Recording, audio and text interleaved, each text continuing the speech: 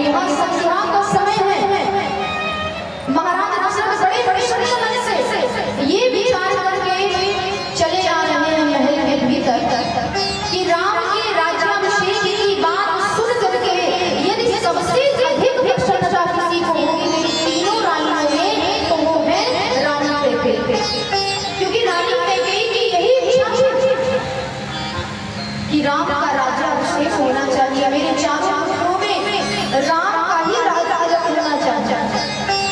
महाराज दशरथ तो सोचते थे, यही सोच करके जा रहे थे महारानी कैकेयी के पास कि रानी कैकेयी जब ये सुनेगी तो उससे अधिक और कोई प्रसन्न नहीं होगा, इसलिए सुंदर सुखद समाचार सबसे पहले रानी कैकेयी को देना चाहिए।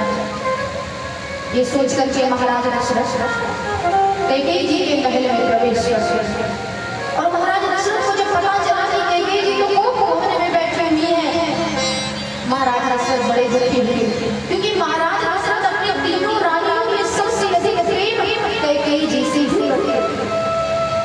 इस बात का भी उन्हें दुख हुआ कि आखिर महारानी कैकेयी को ऐसा क्या दुख हो गया कि जिसके कारण वो कोप भवन में बैठे हैं।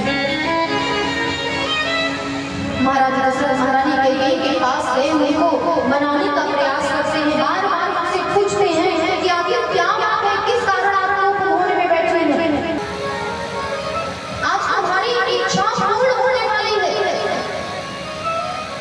भामी रे भया तोरे मन भावा, भामी रे भया तोरे मन भावा, हरे हरे नैया नंद बहावा, हरे हरे नैया नंद बहावा।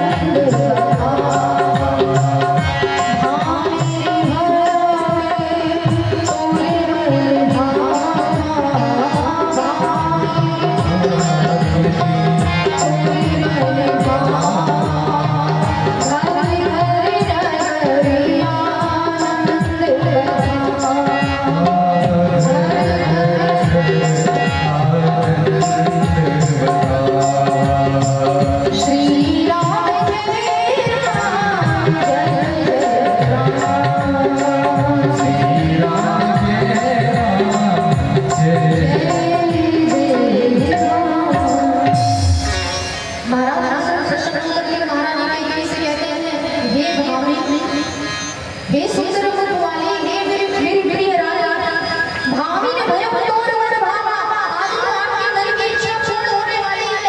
अरे जैसा आप चाहती थी वही तो होने जा रहा है। घर घर नगर आनंद बधावा, आप यहाँ इस समय कोप भवन में बैठे हुए हैं और जरा जरा करके अयोध्या नगरी की शोभा को देखिए, सारे अयोध्यावासी कितने प्रसन्न हैं, सब नृत्य कर रहे हैं, सब अपने अपने घरों में बैठ बैठ के मंगल गान कर रहे हैं। अरे आपको मालूम है कल राम का राज्यभिषेक होने जा रहा है। अब तो आप प्रसन्न हो जाइए, लेकिन फिर भी महारानी कैकेयी मानो बोलने का नाम नहीं ले, बस शांति से खड़ी है।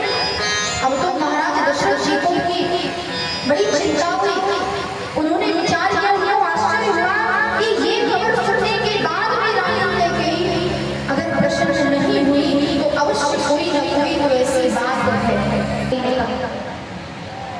कि हे स्वामी ऐसे ही बताओ, पहले आप राम की सौगंध खाइए, राम की शपथ लीजिए और तभी मैं बताऊंगा।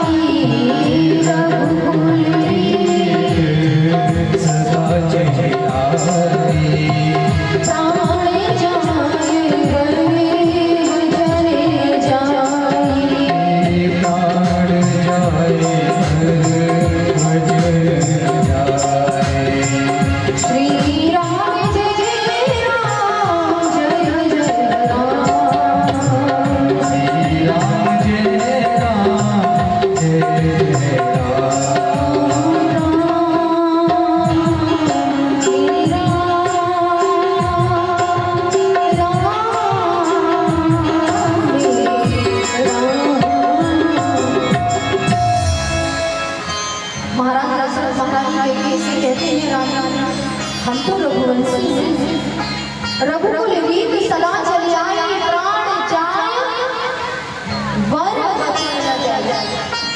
कुछ लोग इस चौपाई को प्राण जाए पर वचन न जाए, लेकिन वहां पर शब्द नहीं है, वर पर नहीं। रघुकुल रीत सदा चली आई, प्राण जाए वर वचन न जाए। महाराज दशरथ कहते हैं कि हम रघुवंशी हैं और हम रघुवंशियों की एक ही रीति है कि यदि हमने किसी को कुछ देने के लिए कह दिया तो भले ही अपने दिए हुए वचन को, दिए हुए वरदान को पूर्ण करने के लिए अपने प्राणों का बलिदान देकर के भी हम अपने दिए हुए वचन को पूर्ण करते हैं, वरदान को देते हैं। तुमने ये कैसे कह दिया कि यदि मुझे देने के लिए कह दिया तो हम मुकर जाए कि हम देना नहीं चाहते। महारानी देवी ने कहा आपकी बात ठीक है, मैं आपसे मांगूंगी, लेकिन पहले आप राम की शपथ तो लीजिए, राम की सौगंध तो खाइए। जैसा मंत्रा ने कहा था कि महाराज जब तक राम की सौगंध नहीं खाते तब तक आप वरदान मत मांगना, वर की याचना मत करना। महारानी देवी ने बिल्कुल मंत्रा के कहे अनुसार महाराज दशरथ से कहा पहले राम की शपथ खाइए। निर्मल मन वाले महाराज दशरथ जी ने, जिनके मन में ना तो किसी प्रकार का छल है, ना कपट है, ना प्रपंच है, ऐसे महाराज दशरथ जी ने जैसे ही राम जी की शपथ खाई, राम जी की सौगंध ली कि मैं अपने पुत्र राम की सौगंध खाता हूं, आप जो मांगोगे मैं आपको दूंगा। बोली आपने कौन सा वरदान मांगा, क्या चाहती थी?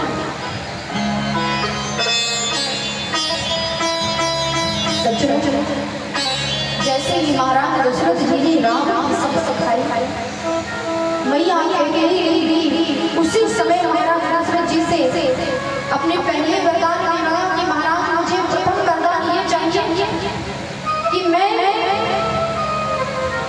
राम के स्थान पर भरत के लिए अयोध्या का राजसिंहासन मांगती हूं। और दूसरी वरदान में राम के लिए मैं 14 वर्ष का वनवास मांगती हूं। यही तो वरदान भरत के राज्याभिषेक की बात सुनकर के महाराज दशरथ को तभी कष्ट नहीं हुआ, दुख नहीं हुआ। लेकिन जैसे ही महारानी कैकेयी ने राम के लिए 14 वर्षों का वनवास मांगा, महाराज दशरथ तो थर-थर कांपने लगे, नेत्रों से प्रेमाश्रुओं की धारा बह चली। महाराज दशरथ अपने अश्रु नहीं रोक पाए, पर जो महाराज दशरथ प्रसन्नचित्त होकर के महारानी कैकेयी के पास आए थे, आज वही महाराज दशरथ महारानी कैकेयी के सामने विलाप रोने लगे। और महारानी कैकेयी को समझाते हुए महाराज दशरथ कहते हैं कि हे रानी, ये तुमने क्या मांग लिया?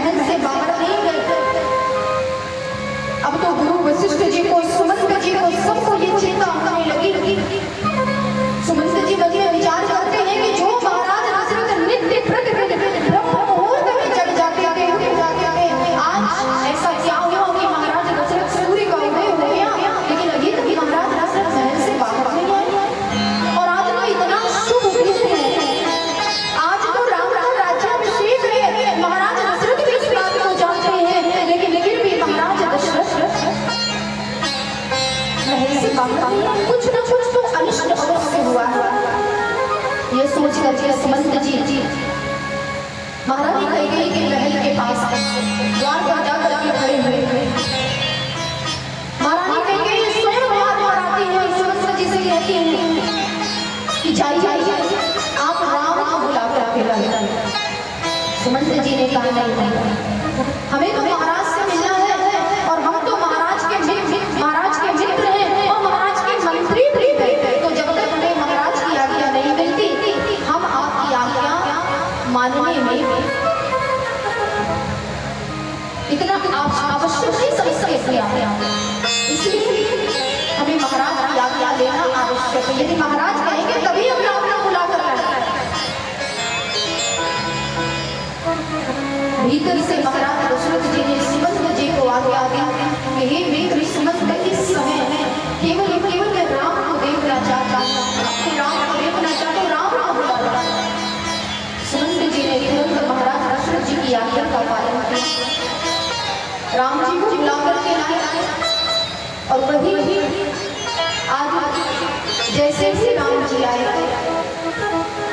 अपने पिता की ऐसी स्थिति देख करके भगवान बड़े दुखी हुए। बहुत प्रकार से पिता से पूछा, पिता को बताने की स्थिति मिलेगी। महाराज दशरथ किस मुख से कहे जिनको आज राज तिलक देना था उनको आज मैं बन जाने के लिए कह दिया, किस मुख से कहूँगा? महाराज दशरथ अपने मुख से इस बात नहीं बता पा रहे हैं। महारानी कैकेयी ने भगवान श्री राम से सारी घटना के बारे में बताया कि तुम्हारे पिता से मैंने दो वरदान, उन्होंने मुझे देने के लिए कहा था, मैंने अपने दो वरदान मांगे। एक से भरत के लिए अयोध्या का राज सिंहासन और दूसरे से तुम्हारे लिए 14 वर्षों का वनवास मांग लिया मैंने। इसलिए तुम्हारे पिता की ऐसी स्थिति हुई। ये बात सुन करके भगवान श्री राम जरा भी दुखी नहीं हुए, बल्कि मन में बड़े परेशान हुए, क्योंकि राम जी को चाहते थे बन जाना, क्योंकि भगवान का अंतर्यामी है। अरे भगवान का तो अवतार ही इसलिए हुआ था, ये सारी की सारी लीला भगवान की ही, क्योंकि भगवान जानते थे कि जब तक बन नहीं जाऊंगा मेरी आगे की लीला संपन्न नहीं हो पाएगी। तो सारा क्या कराया भगवान पर था, राम जी का। इसलिए राम जी को कोई दुख नहीं हुआ, बल्कि राम जी अपने पिता श्री को महाराज दशरथ को समझाते हैं कि आप दोनों माता पिता की आज्ञा का पालन करना ये एक पुत्र का कर्तव्य होता है, पुत्र का धर्म होता है। इसलिए मुझे बन जाने की अनुमति प्रदान कीजिए। आज तो मानो महाराज दशरथ का कलेजा फटा जा रहा है। आज महाराज दशरथ सुमंत्र जी को समझाते हैं कि हे मेरे सुमंत्र, मेरे राम को राम लक्ष्मण जानकी यहाँ तीनों बन जा रहे हैं, जबकि वनवास केवल राम को मिला। लखन लाल जी जाने के लिए तैयार, लक्ष्मण जी बल्कि लक्ष्मण जी को भगवान राम ने दोनों प्रकार से समझाने का प्रयास किया कि भैया मेरी अनुपस्थिति में तुम्हारा यह कर्तव्य बनता है। इस समय अयोध्या में भरत और शत्रुघ्न भी नहीं है, इसलिए तुम्हारा ये कर्तव्य बनता है कि मैं पिताश्री के वचनों को पूर्ण करने के लिए, उनके धर्म की रक्षा के लिए 14 वर्षों के लिए मैं वन को जाऊँ और यहाँ मेरी अनुपस्थिति में तुम अयोध्या में रहकर के माता पिता की सेवा करो। यही तुम्हारा धर्म है, तुम अपने धर्म का पालन करो, मैं अपने धर्म का पालन। आज लखन लाल जी भगवान श्री राम जी के चरणों को पकड़ करके कहते हैं, भैया आपने सच से कहा आप अपने धर्म का पालन करेंगे, मैं अपने धर्म का पालन करूंगा, लेकिन आज आप ही बताइए कि मुझे क्या करना चाहिए। अरे यदि मैं जीवित रहूंगा तभी तो माता पिता की सेवा करूंगा, और आप यदि कहीं चले जाएंगे तो आपका ये लक्ष्मण जीवित ही नहीं रहेगा, तो क्या निर्जीव शरीर से मैं माता पिता की सेवा कर पाऊंगा? ये सुन करके भगवान श्री राम के नेत्र सजल हो गए। भगवान चाहते हैं कि मेरा लक्ष्मण तो मेरे बिना एक क्षण भी से दूर नहीं रह पाया, इससे अलग नहीं रह पाता। मैं लक्ष्मण के बारे में बड़ी भांति जानता हूँ, इसलिए भगवान ने तुरंत लखन लाल जी को आज्ञा दी कि जाओ और जा करके भैया सुमित्रा से आज्ञा ले आओ। सुमित्रा जी ने आज्ञा देने में विलंब नहीं किया, उन्होंने तुरंत लक्ष्मण को आज्ञा दी और पूरा लक्ष्मण को डांटते हुए कह दिया कि हे लक्ष्मण, मुझे मेरे पास आने की आवश्यकता नहीं थी, बल्कि जब राम बन जा रहे हैं तो अयोध्या में आप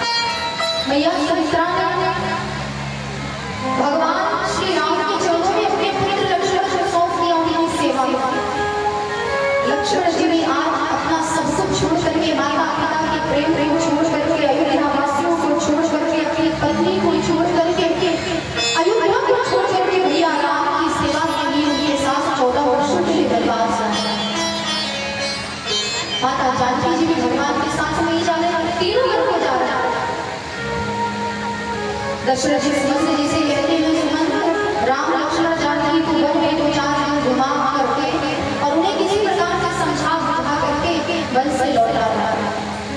और ये संभव हो सकता है कि राम नहीं आएगा और लक्ष्मण भी नहीं आएगा, ये नहीं जानता।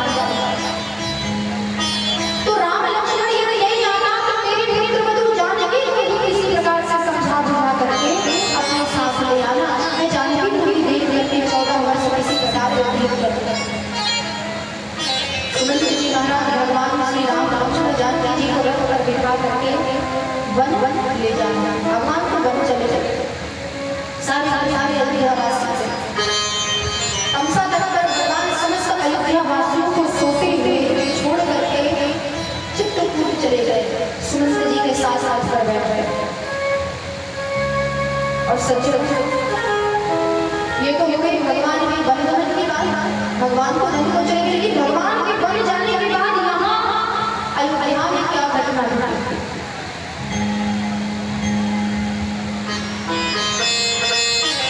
महाराज दशरथ जी भगवान श्री राम जी के वन चले जाने से बस राम राम राम राम का ही चिंतन कर रहे, राम राम राम ही पुकार रहे, खाना पीना सब कुछ छोड़ दिया, भोजन इत्यादि सब छोड़ सुमंत जी भगवान को वन में छोड़ करके वन का तक छोड़ करके महाराज दशरथ जी के पास में आए। महाराज दशरथ जी ने पूछा, क्या मेरा पुत्र राम लौट करके आया? उस समय सज्जनों सुमंत जी ने महाराज दशरथ से निवेदन किया, उनको बताया मैंने बहुत प्रयास किया महाराज, लेकिन राम लौट करके आए, ना लक्ष्मण ना जानकी, तीनों में से कोई मेरे साथ में नहीं आया। मुझे विवश करके राम ने आपको यहाँ का समाचार सुनाने के लिए भेज दिया। उन्होंने कहा है कि जाकर के पिता से कहना कि वन में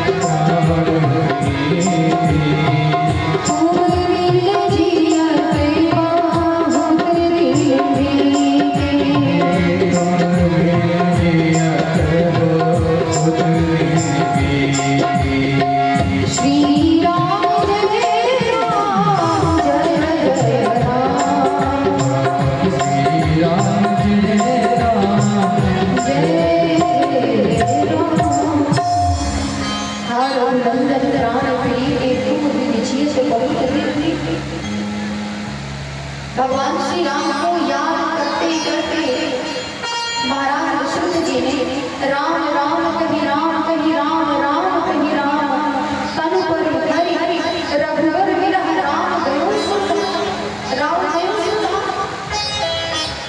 6 बार महाराज दशरथ जी राम राम राम का उच्चारण करते हुए उन्होंने अपने पंच भौतिक शरीर का परित्याग कर दिया राम जी के वियोग।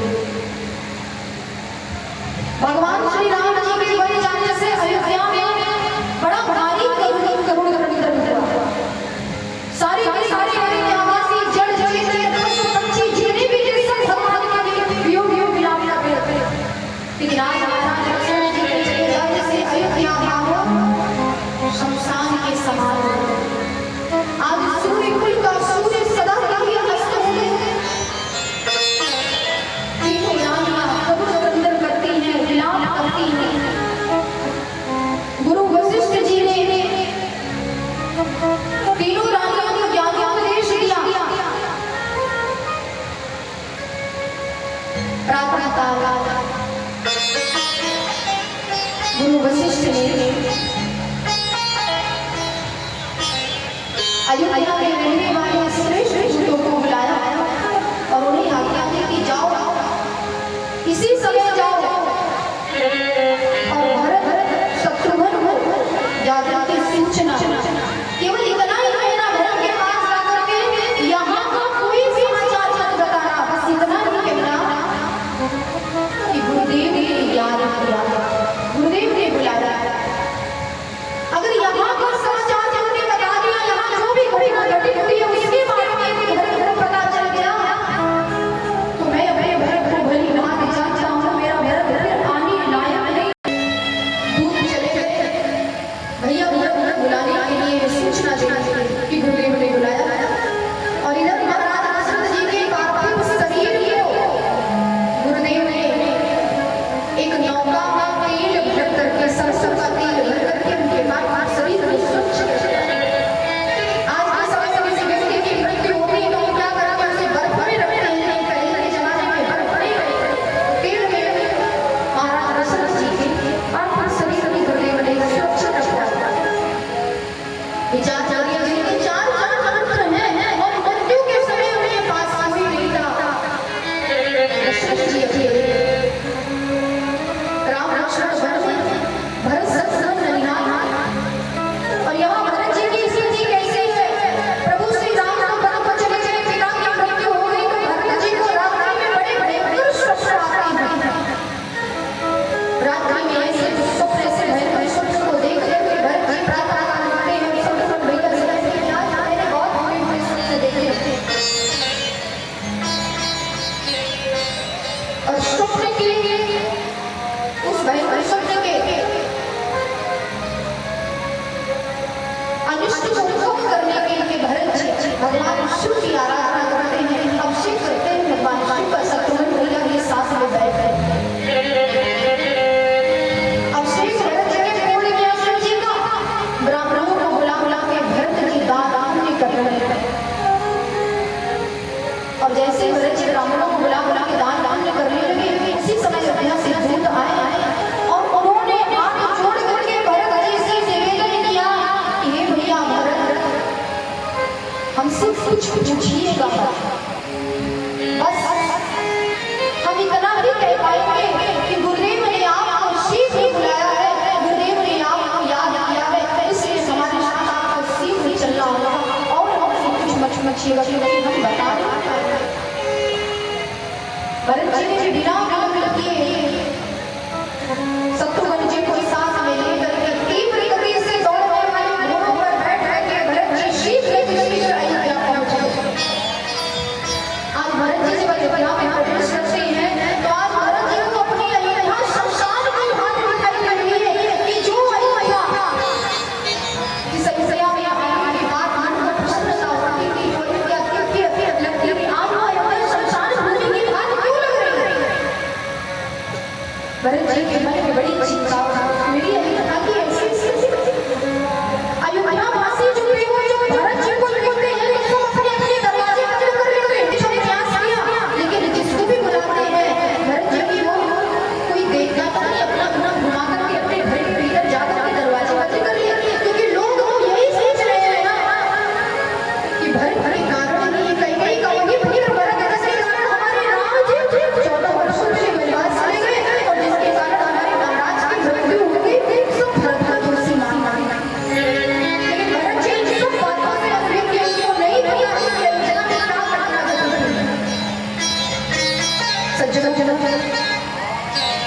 भरत जी आए, भरत जी की आरती उतारी और भरत जी को अपने पास बिठाया। माता कैकेयी ने भरत जी से पूछा कि कहो भरत, बेटा तुम्हारे नाना नानी के यहाँ सब कुशल मंगल तो है ना, सब कुशल है ना? भरत जी ने कहा माँ वहाँ तो सब कुशल मंगल है, लेकिन सत्य बताना माँ, क्या मेरे यहाँ सब कुशल मंगल है? क्या मेरे घर में सब कुशल मंगल है? माता कैकेयी ने भरत जी से कहा भरत क्यों पूछ रहे हो? अरे जब मैं यहाँ वासियों ने मुझे देखा तो यहाँ वासी मुझे देख करके अपने घर के भीतर चले गए, कोई मेरे पास नहीं आया। मैंने किसी को बुलाया तो कोई मेरी बात सुनने के लिए मेरे पास नहीं आया, सब अपना मुड़ करके अपने अपने घर को चले। सबसे बताना माँ, क्या मेरे यहाँ सब कुशल मंगल है मेरे घर में? सच माता कैकेयी भरत जी से कहते हैं कि भरत अभी कभी तो सब कुशल मंगल, मैंने सारी कुशलता कर ली, मैंने जैसा सोचा तो सब कुछ वैसे ही हो रहा था। और इस कार्य में मंथरा ने मेरी बड़ी सहायता की, लेकिन एक अमंगल हो गया, एक घटना हो गई। भरत ने कहा मैया कौन सी घटना? माता कैकेयी कहते हैं सब कुछ कुशल मंगल था, सब कुछ अच्छे से हो रहा था, लेकिन बीच में ही तुम्हारे पिताश्री का स्वर्गवास हो गया। ये सुनते ही भरतलाल जी तात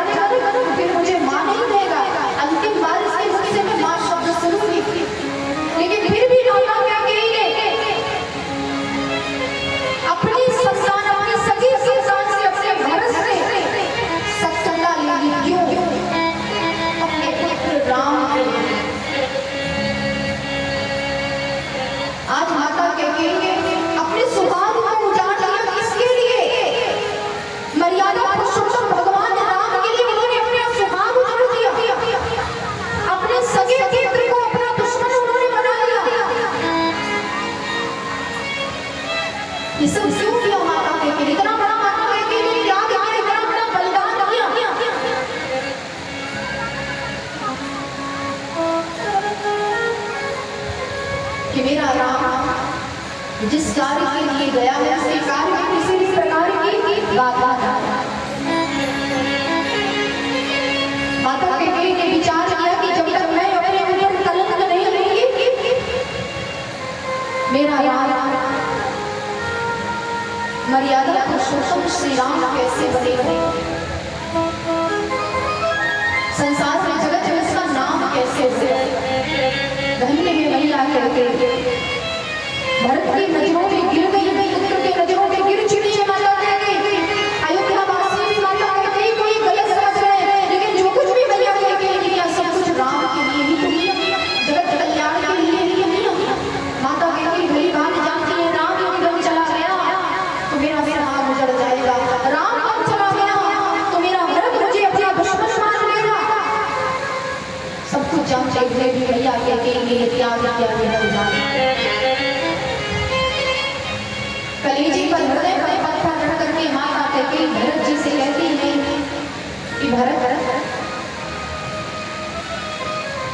पिता की मृत्यु का तो कारण एक ही है, तेरे पिता राम को अयोध्या का राजपाट सौंपना चाहते थे, राम का राजतिलक करना चाहते थे, लेकिन मैंने राम की स्थान पर तेरे लिए तेरे पिता श्री मैंने तेरे लिए अयोध्या का राज सिंहासन मांग लिया, और दूसरे वरदान में मैंने तेरे भाई राम के लिए 14 वर्षों का वनवास मांगा।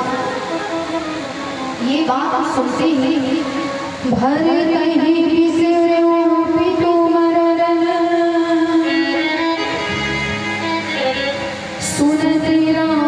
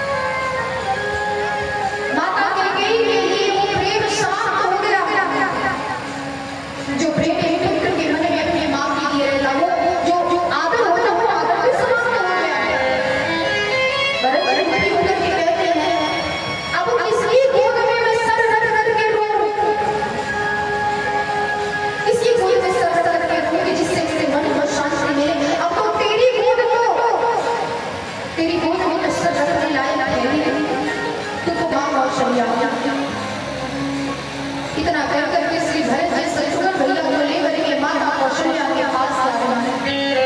दूर से माता कौशल्या ने भरत जी को अपनी ओर आते हुए देखा तो दौड़ करके गई और भरत जी से लिपट करके मां कौशल्या रोने लगी। एक बार माता कौशल्या ने अपने मन में विचार किया, मैया को लगा राम आ रहा है, क्योंकि माता कौशल्या के नेत्रों में अश्रु भरे हुए थे, इसलिए मैया कौशल्या को धुंधला दिखाई दे रहा था।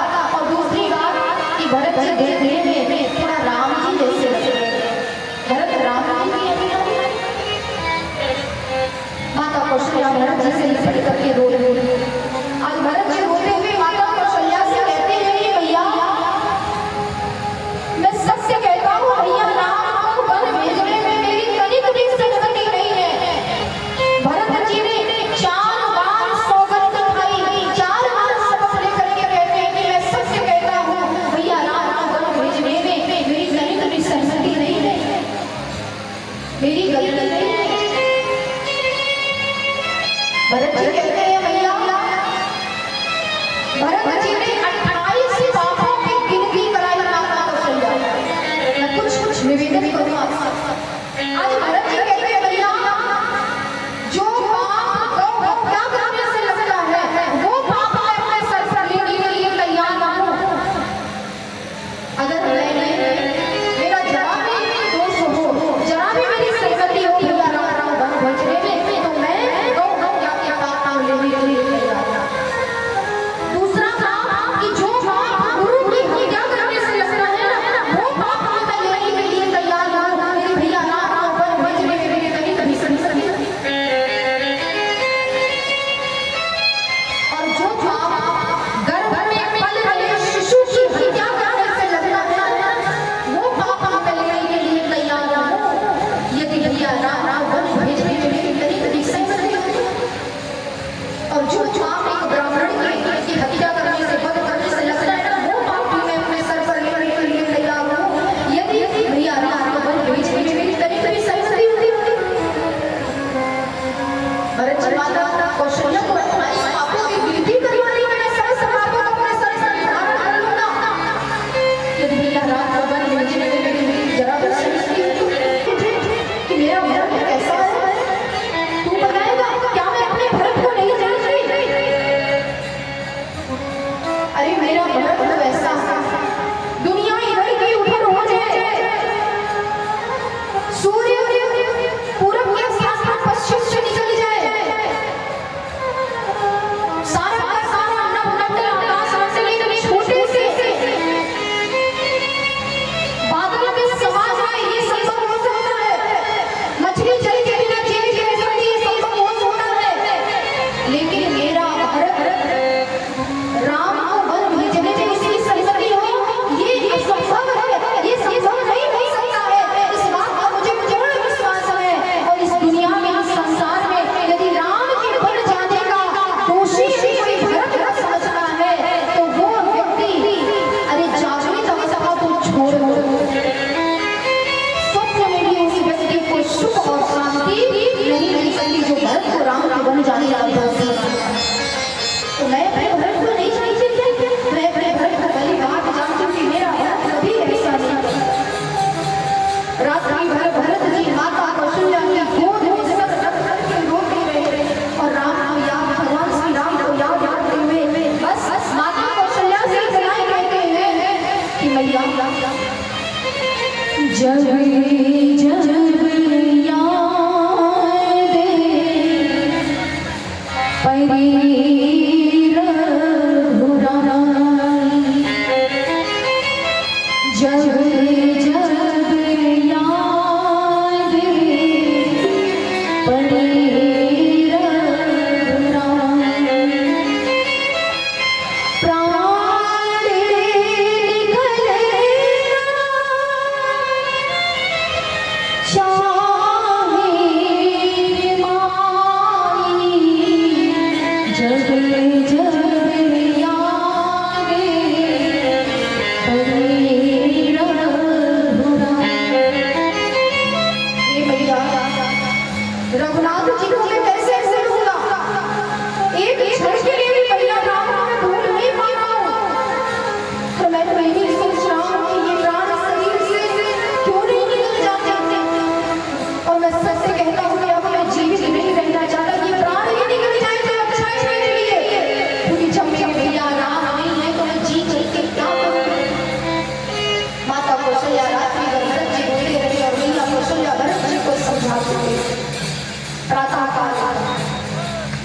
सज्जनों, गुरुदेव की आज्ञा से महाराज दशरथ जी की अंतिम क्रियाक्रम करने के लिए चंचल की लकड़ी की बड़ी बड़ी स्वच्छता बनाई। और यहाँ पर आज श्री भरत लाल जी गुरुदेव के कहने से गुरु आज्ञा से महाराज दशरथ जी का अंतिम संस्कार करने जा रहे हैं। गुरु जी एक प्रकार से कहते करेंगे तो भरत जी उसको 10 प्रकार से करने का प्रयास करते कि पिताश्री के अंतिम संस्कार में किसी प्रकार की कोई कमी न रह जाए। पूरे नियम के साथ पूरे श्रद्धा के साथ में भरत जी ने अपने पिता महाराज दशरथ जी का अंतिम क्रियाक्रम करते। और इस प्रकार महाराज दशरथ जी का जब अंतिम क्रियाक्रम संपन्न हुआ तो गुरु वशिष्ठ जी अयोध्या में सभा बुलाते हैं और उस सभा की अध्यक्षता भी वशिष्ठ जी ही कर रहे हैं। वशिष्ठ जी ने भरत जी को अपने पास में बुलाया और अपने पास बुलाकर के बिठा देते। क्यों बिठाए? क्योंकि जब हमें किसी को कोई बात समझानी होती है तो उस व्यक्ति को पास बुलाकर के बिठाते हैं और बिठा करके समझाते हैं। वशिष्ठ जी ने भी वही किया, भरत जी को अपने पास बुलाकर के बिठाया और भरत जी को समझाने लगे। आज भरत जी को वशिष्ठ जी समझाते हुए कहते हैं कि हे भरत, अयोध्या का राज सिंहासन रिक्त पड़ा है, इसलिए मेरी आज्ञा मान करके अयोध्या का राज सिंहासन संभाल। एक राजा के रूप में सिंहासन पर विराजमान होकर के प्रजा का पालन, ये तुम्हारे पिताश्री की इच्छा। इतना कह करके वशिष्ठ जी महाराज दशरथ जी अपने वचन के प्रति कितने निष्ठावान थे महाराज दशरथ जी के विषय में गुरु वशिष्ठ भरत जी को बताता। राम जी अपने पिता के वचनों को निभाने के लिए कितने निष्ठावान थे। राम जी के निष्ठा की प्रशंसा करते थे और राम जी के प्रति, भगवान श्री राम के प्रति सीता और लखन लाल जी कितने निष्ठावान थे, उस बारे में भी वशिष्ठ जी भरत जी को बताते हैं। और इतना कह करके वशिष्ठ जी भरत जी को समझाते हुए सुनो हरर भावी प्रबल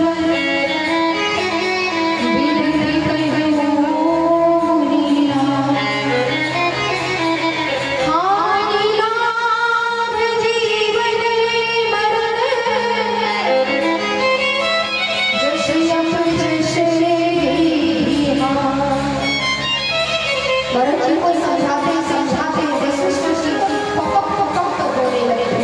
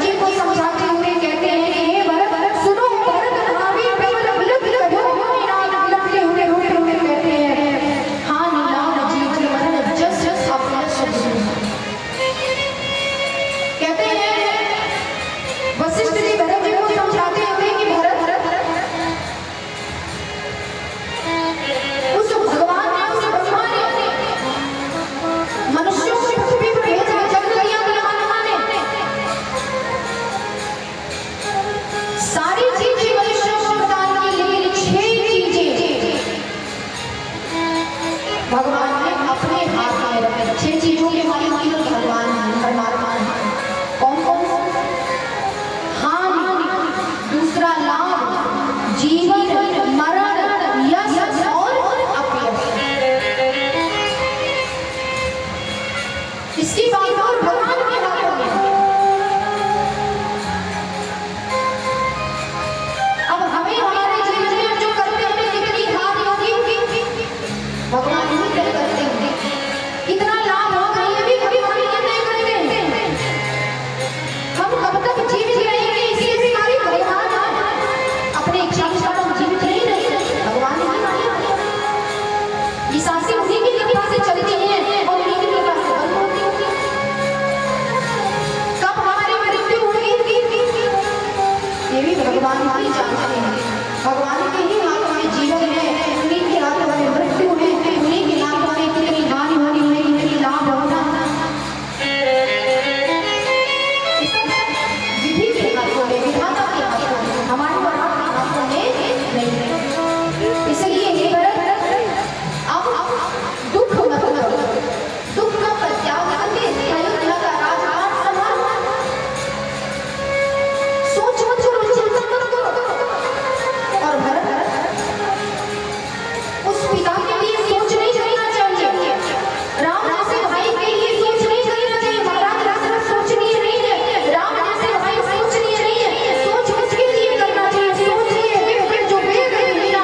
अरे सोच अच्छा है तो उस ब्राह्मण के लिए बोलो जो ब्राह्मण हो करके अपने ब्राह्मण धर्म का पालन नहीं करता, जो ब्राह्मण हो करके सिखा खाना नहीं करता है, जो ब्राह्मण हो करके वेद से विहीन है, जिसे वेद के बारे में जानकारी नहीं है, जो अपने संसार को नहीं समझता, उस ब्राह्मण के लिए सोच करना चाहिए।